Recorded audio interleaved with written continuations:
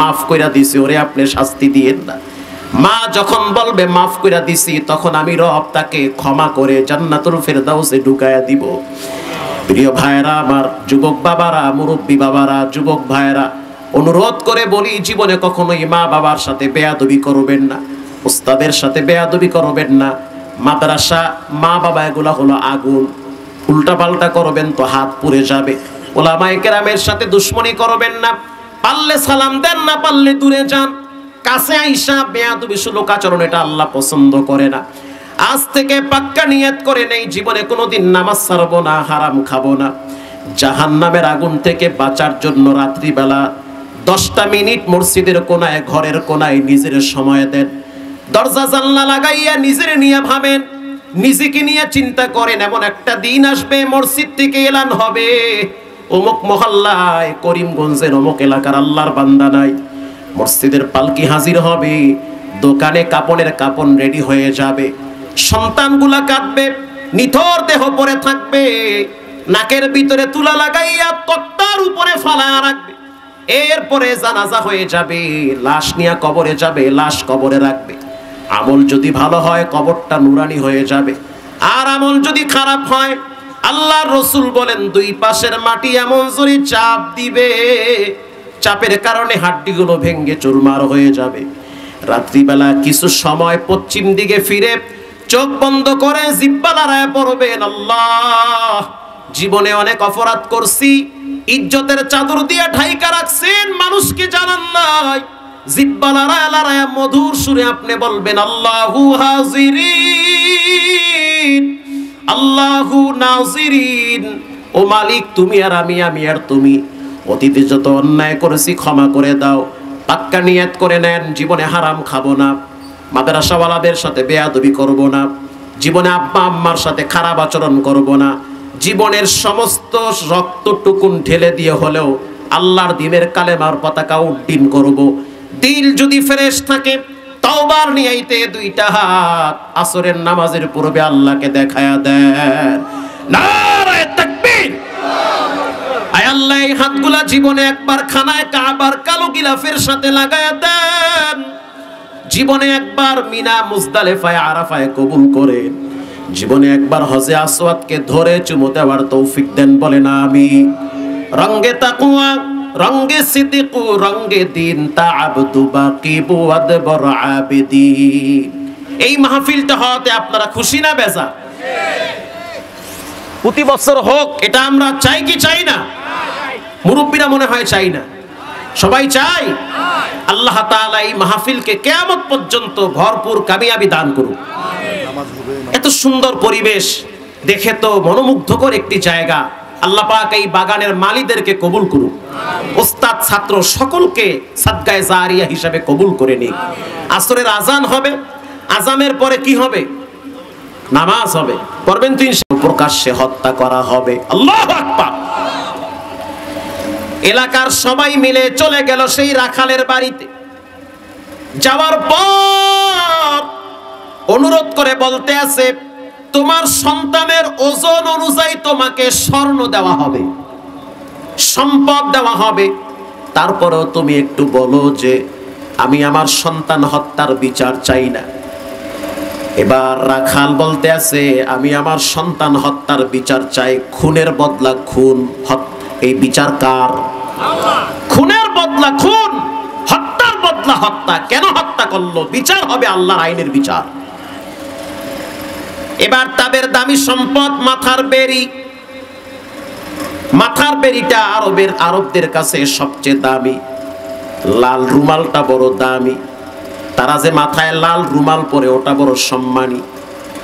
আরবের অসংখ্য শেখরা মাথার লাল রুমাল খুলে রাখালের কদমে রাখছে, দেখ আমাদের মাথার দামি সম্পদ তোর পায়ে রাখছি, সন্তান হত্যার বিচার মাফ কইরা দে, যা লাগবে সব দিব। রাখাল জবাব দিতেছে, আমার সন্তান হত্যার বিচার আমি এজন্য চাই, পরবর্তীতে যেন আর কোনো মায়ের বুক খালি না হয়। আল্লাহু আকবার।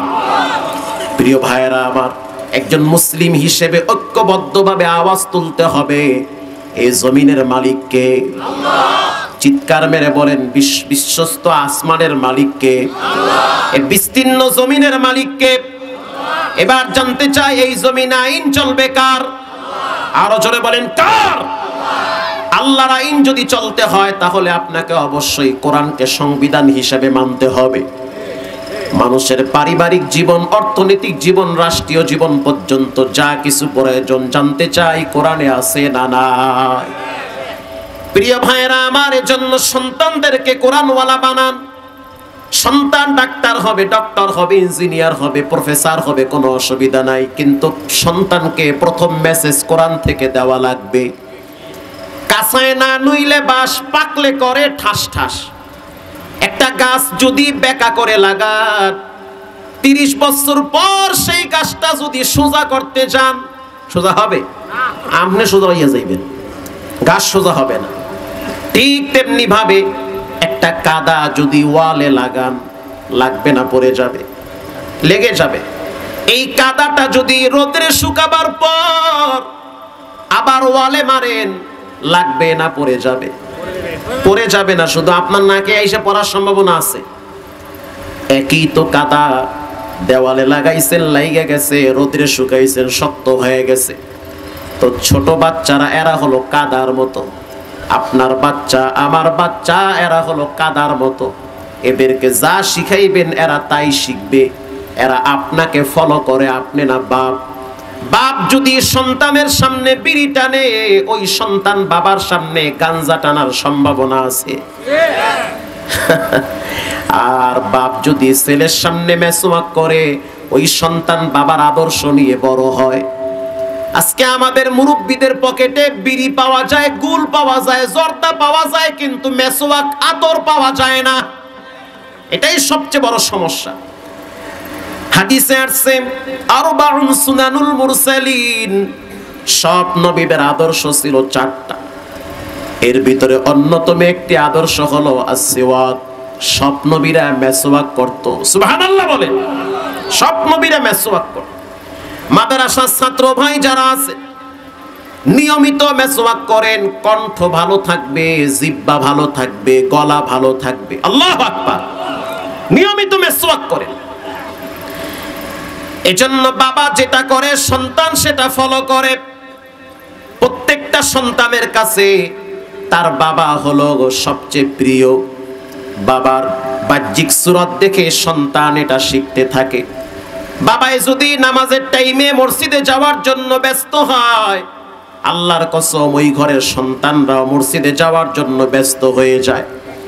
বাবাই যদি মাগরিবের টাইমে বলে আজান হইছে, মসজিদে যাই, ছোট্ট বাচ্চাটা বলবে আমিও তোমার সাথে যাব। আর যেই ঘরের মা কোরআন শরীফ পড়ে, নামাজ পড়ে, দেখবেন বাচ্চাগুলাও মায়ের সাথে ওই আচরণ শিখে। কিন্তু এমন একটা সময় পার করতেছি, যেই সময়টার ভিতরে মা পেটে বাচ্চা নিয়া কিরণমালার জি বাংলার সিরিয়াল পাল্টায়। কথা কন না? আর পেটের বাচ্চার উপরে এটার প্রভাব পড়ে। বাচ্চা দুনিয়াতে আসার পরে টিকটক না দেখাইলে সে ভাত খাবে না। খামু না, মরে গেলেও খামু না, শহীদ হয়ে যাবো তাও খামু না। আগের যুগের মায়েরা পেটে বাচ্চা আসার সাথে সাথে ঘরে গোপন হয়ে যেত, কেউ যেন বুঝতে না পারে যে আমার পেট বড় হয়েছে আর মানুষ আমার দিকে তাকাবে। আর এখনকার যুগের মায়েরা পেটে বাচ্চা আসার পরে ফেসবুকে ছেড়ে দেয় সুবহানাল্লাহ।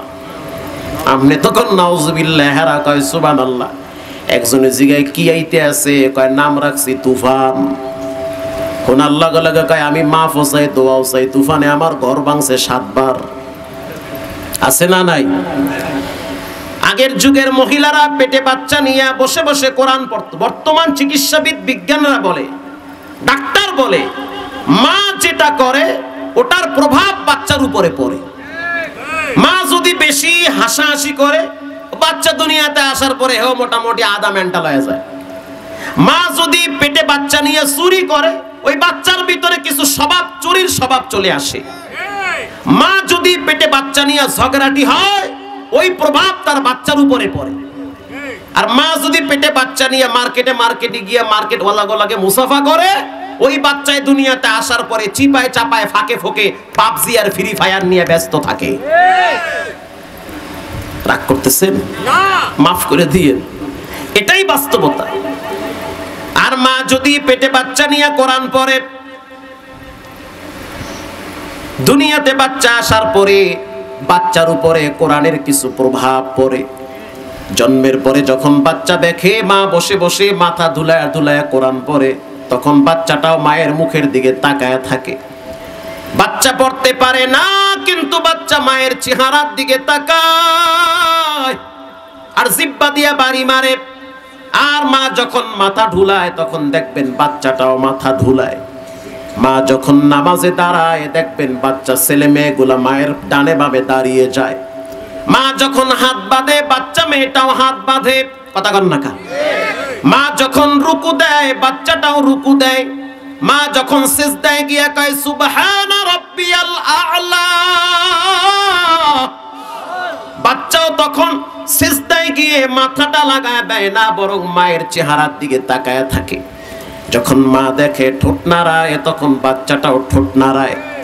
ওই আদর্শ, ওই শিক্ষা বাচ্চার ভিতরে মায়ের মাধ্যমে পায়। এজন্য প্রত্যেকটা সন্তানের জন্য প্রথম মাদ্রাসা হলো তার মায়ের কোল। প্রিয় গার্জিয়ান ভাইরা আমার, আমি আমার আব্বারে দেখছি সকালবেলা চিকন কঞ্চি নিয়ে মসজিদের বারান্দায় বসে থাকতো।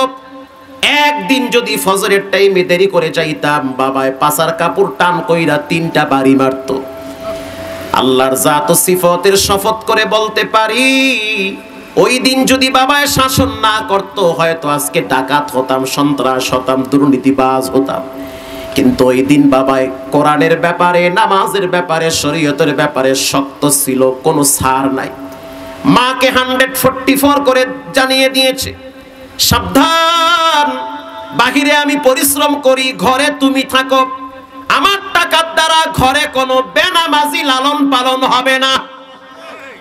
যদি কোনো বেনামাজি আমার ঘরে থাকে, রাস্তা তোমাকে মাপতে হবে। মা একদিনে সোজা হয়ে গেছে। মায়ের কথা, তোর বাবা বড় শক্ত দিলের মানুষ, প্রচন্ড রাগী মানুষ। কিসের ব্যাপারে? বলে নামাজের ব্যাপারে, কোরআনের ব্যাপারে, আলহামদুলিল্লাহ শরীয়তের ব্যাপারে বাবায় বড় শক্ত। আর এখনকার যুগের বাবারা পোলার নিয়ে বয়া বয়া লুডু খেলায়, ক্যারাম বোর্ড খেলায়। একসাথে বাপ আর ছেলে বসে বসে নাটক দেখে। বাপ আর ছেলে চায়ের দোকানে বসে বসে টিভি দেখে, অথচ নামাজের খবর নাই, কোরআনের খবর নাই। এরাই দেখবেন জুমার দিন মসজিদে গিয়া আর একজনে জোতা লইয়া বাড়ি যায়। এরাই দেখবেন জুমার দিন মিষ্টি নিয়ে মারামারি করে। এজন্য সাবধান হয়ে যান। যদি আরো কিছুদিন সম্মানের সহিত বাঁচতে চান, তাহলে সন্তানগুলারে পরিচয় করায় দিতে হবে কার সাথে? আল্লাহর সাথে। কষ্ট হয় আপনাদের? হযরত ওমর রাদিয়াল্লাহু তাআলা আনহুর দরবারে এক বাবায় গেছে মামলা নিয়ে। মামলা বুঝেন? খুতবায়ে জুলফিকারে আসছে 2য় খণ্ডে। আয়েশা বলতে আছে, আমিরুল মুমিনিন, আমার সন্তান আমার খোঁজ খবর নেয় না, আমার সন্তান আমার সাথে ভালো আচরণ করে না। হযরত ওমর রাদিয়াল্লাহু তাআলা আনহু এবার সন্তানকে ডাকলো তার আদালতে। আল্লাহু আকবার বলেন। বাপ দাঁড়িয়ে আছে, সন্তান দাঁড়িয়ে আছে। বাপ এক পাশে, সন্তান আর এক পাশে। এবার হযরত ওমর রাদিয়াল্লাহু তাআলা আনহু সন্তানের দিকে তাকায় বলতে আছে, এই লোক তোমার কি হয়? উনি আমার আব্বা হয়। তুমি কি তোমার বাবার সাথে ভালো আচরণ করো না? কয় না, করি না। ওরে আল্লাহ, মানে খুব জাডি লইয়া কয়। তার মানে ভিতরে ঝামেলা আছে না নাই? হযরত ওমর রাদিয়াল্লাহু তাআলা আনহু আশ্চর্য হয়ে গেলেন। প্রশ্ন করলেন, যুবক, কেন তুমি বাবার সাথে ভালো আচরণ করো না? প্রচন্ড রাগী, প্রচন্ড গরম মানুষ হযরত ওমর। আসাদ্দুহুম ফি আমরিল্লাহি উমর, শক্ত দিলের মানুষ শরীয়তের ব্যাপারে। এবার যুবক বলতেছে, আমিরুল মুমিনিন, রাগ করিয়েন না, মাফ করে দিয়েন। আগে আমারও কিছু কথা শুনেন। বাবার কথা শুই না আমার উপরে আপনি রাগ করবেন না। আমি আপনার কাছ থেকে 2-4টা বিষয় জানতে চাই, এরপরে আপনি যা ইচ্ছা বিচার করেন। প্রথম বিষয় হলো, আমি আপনার কাছ থেকে জানতে চাই, দুনিয়াতে বাপ আগে আসছে না ছেলে আগে আসছে? কথা বুঝতেছেন আপনারা? বলেন, কে আসছে দুনিয়াতে আগে? ভুলে আপনাদের এলাকায় পোলা আগে আইছে না তো? বাপ দুনিয়াতে আগে আসছে। বলেন পৃথিবীর প্রথম আব্বার নাম কি? আদম আলাইহিস সালাম। আমি সারা রাত ঘুমাই নাই, সারা দিনও ঘুমাই নাই, মাথা ঘোরে, কি বলি নিজেও কইতে পারি না। কাল ওয়াজ করছি কুষ্টিয়া, ফজর পড়ছি ঢাকায়, জোহর পড়ছি হেনে আইয়া। এই হলো অবস্থা।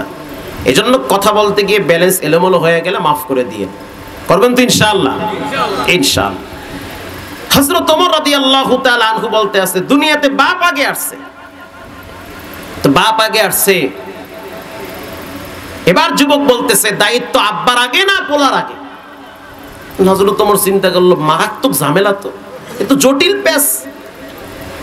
এবার হযরত ওমর বলল, বাপ যে রাজমিস্ত্রির কাজের ফাঁকে ফাঁকে বাচ্চাটা তাকে আঙ্কেল বলে ডাকতো, একটা সম্পর্ক হয়ে গেছে। মিস্ত্রি যখন চলে গেছে অন্য বাড়িতে কাজ করে, আর এই মাদ্রাসার বাচ্চাটা ওই রাস্তা দিয়ে যাওয়া আসা করে। ঘটনাক্রমে যেহেতু পরিচিত, একদিন তাকে ডাইকা বলে, আসো তোমাকে চিপস কিনে দিব। বাচ্চা চিন্তা করলো, এই মিস্ত্রি তো আমাদের ঘরের কাজ করছে, এ তো আমার আঙ্কেল, এ তো আমার আব্বার মতো চাচা। সরল মনে তার সাথে চলে গেল, তাকে আস্তে করে গোপন করে ফেললো, অপহরণ করলো, মুক্তিপণ হিসাবে বাবার কাছে টাকা চাইলো। কত টাকা লাগবে? বলে 3 লক্ষ দেওয়া লাগবে। বাবায় বলতে আছে 3 লক্ষ টাকা দিব, কিন্তু আবার সন্তানের গায়ে যেন একটা টোকা না লাগে। ঘরে আইসা দেখলো কোনো টাকা নাই। মায়ের যত স্বর্ণ ছিল সব বিক্রি কইরা টাকা রেডি করছে সন্তানকে বাঁচাবে। কেরানীগঞ্জের ঘটনা, আমার চোখে দেখা। স্বর্ণ বিক্রি করলো, আর এক জায়গা থেকে ধার করে টাকাগুলা ম্যানেজ করলো, সন্তানকে বাঁচাবে। 3 লক্ষ টাকা জায়গা মতো পাঠায় দিল, সন্তান ফিরাইয়া দাও। এবার তারা সন্তান দেয় না, উৎকণ্ঠা বেড়ে গেল। পরের দিন রাত্র 10টার সময় তাকায় দেখতেছে পাশের ডোবা খেতে সন্তানের পাঞ্জামি পানিতে ভেসে উঠছে। বাবায় তখন দৌড়ায়া গিয়া সন্তানটারে জড়ায় ধইরা চিৎকার মারছে, তো আমার কলিজার টুকরা সন্তান আবু হানিফ। এমন একটা সময় পার করতেছি, কোথাও কোনো নিরাপত্তা নাই, নিজের ঘরেও মানুষ আজকে নিরাপদে বসবাস করতে পারে না। কে শত্রু কে বন্ধু চিনা বড় কঠিন। স্বার্থে আঘাত লাগলে আপনজনরাও দুশ্মন হয়। আসতে বলবেন না, জোরে বলেন ঠিক না ব্যাঠি? কে আপন আপনার?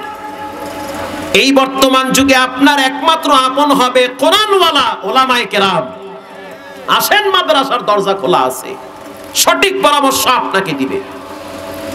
প্রথম পরামর্শ হলো আপনি আপনার সন্তানকে রবকে চিনান, আপনার মেয়েকে রবকে চিনান, রসুলকে চিনান। ছেলে মেয়ে দেখবেন রব চিনলে, রসুল চিনলে মা বাপকেও চিনবে। প্রিয় ভাইয়েরা আমার, এজন্য বেশি বেশি কোরআনের সাথে সম্পর্ক রাখেন, সন্তানগুলারে কোরআনওয়ালা বানান। যারা কোরআনের সাথে সম্পৃক্ত তাদের সাথে একটা সুসম্পর্ক গড়ে তোলেন। এমন একটা সময় পার করতেছি যেই সময়টার ভিতরে মানুষত্ববোধ মানুষ হারিয়ে ফেলেছে। 10 টাকার জন্য মানুষ মানুষকে হত্যা করে। জাহিলিয়াতের যুগে 6 বছরের বাচ্চা ধর্ষণ হয় নাই। বর্তমান সোনার বাংলাদেশে 5 বছরের বাচ্চা মেয়েটাও ধর্ষণ হয়। এই ধর্ষণ কোনোদিন বন্ধ হবে না, লুটতরাজ কোনোদিন বন্ধ হবে না, ব্যাংক ডাকাতি বন্ধ হবে না, দেশের টাকা বাহিরে পাচার হওয়া বন্ধ হবে না। তবে বন্ধ হওয়ার জন্য একটা বিধান লাগবে, সেটা হলো কোরআনের বিধান। যখন কোরআন দ্বারা একটা বিধান প্রতিষ্ঠিত করা হবে, কেউ যদি জিনা ব্যভিচারে লিপ্ত হয়, সে যদি বিবাহিত হয়, তাকে পাথর মেরে শেষ করে দাও। আর যদি অবিবাহিত হয় তাহলে তাকে 80টা দোররা মারো। বিধান কার? কেউ যদি চুরি করে তার হাতটা কেটে দাও। আমি তো সৌদি আরব দেখছি, একবার না একাধিকবার আমি সৌদিতে গেছি। অনেক উল্টা পাল্টা আছে, কিন্তু দেশের সার্বভৌমত্ব একটা, দেশের ফিটনেস ঠিক আছে। কোটি টাকার সম্পদ ফালায় রাখে, কেউ ধরে না। সম্পদে হাত দেওয়ার আগে বারবার চিন্তা করে হাত তো কাটা যাবে, কথা কান না কা, হাত কাটা যাবে। কারো গায়ে আঘাত করার আগে চিন্তা করে যদি আমার টোকায় সে মারা যায় তাহলে আমাকে মৃত্যুদণ্ড দিবে। গত 2 বছর আগে আপনারা পত্রিকায় দেখছেন একজন মতুয়ার সন্তান, একজন শেখের সন্তান, আরবের এক ধনী ফ্যামিলির সন্তান, যার অসংখ্য অগণিত সম্পদ রয়েছে, বখাটের সন্তান, সে গ্রাম্য এক রাখালের ছেলেকে হত্যা করেছে, চাকু বের করে ড্যাগার মেরেছে। ও বুঝতে পারে নাই যে মারলে মরবে। হসপিটালে নিতে না নিতে রাখালের সন্তান মারা গেল। যেই রাখাল প্রচন্ড রোদের ভিতরে উট চড়াইতো, আল্লাহ